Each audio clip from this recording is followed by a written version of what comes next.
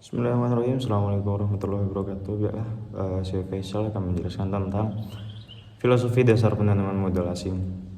Nah, penanaman modal asing ini juga diatur dalam suatu ketentuan undang-undang tersendiri, yaitu Undang-Undang Nomor 1 Tahun 1967 yang merupakan undang-undang organik yang mengatur mengenai penanaman modal asing. Nah, di dalam undang-undang ini hanyalah meliputi penanaman modal asing secara langsung yang dilakukan menurut atau berdasarkan ketentuan-ketentuan undang-undang. Dan ini juga dapat digunakan untuk menjalankan perusahaan di Indonesia. Nah, jadi perusahaan asing atau penanaman modal di Indonesia itu sendiri meliputi warga negara asing itu dilindungi oleh undang-undang. Jadi sehingga penanaman modal asing yang dimaksud dalam Undang-Undang Nomor 1 tahun 1967 hanyalah meliputi penanaman modal asing secara langsung yang dilakukan menurut atau berdasarkan ketentuan undang-undang dan yang digunakan untuk menjalankan perusahaan di Indonesia, dalam arti bahwa pemilik modal secara langsung menanggung risiko dari penanaman modal tersebut.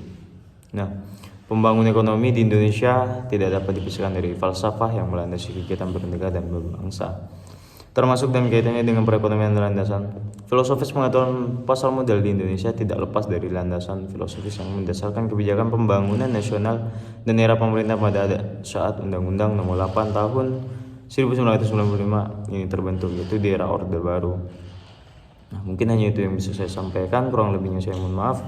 Wallahul muwaffiq ila aqwamit thoriq. Wassalamualaikum warahmatullahi wabarakatuh. Baiklah, di sini saya sebagai pemateri kedua akan melanjutkan materi yang B, yaitu badan usaha.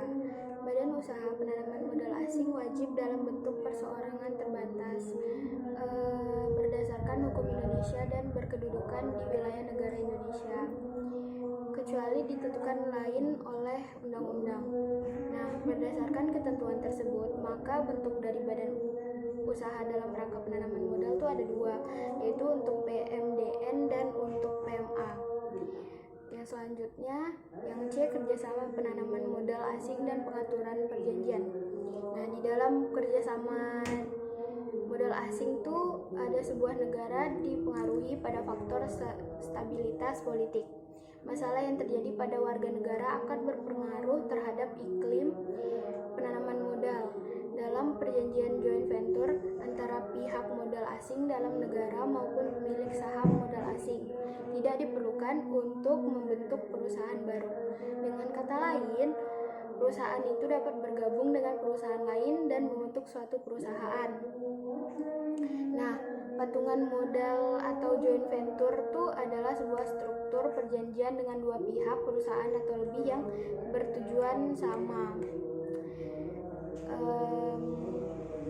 Jadi di joint venture dijadikan sebagai salah satu modal aktivitas investasi pertama modal yang diterapkan oleh penanaman modal asing sebagai investor melalui perusahaan patungan modal yang melaksanakan usaha di wilayah Indonesia.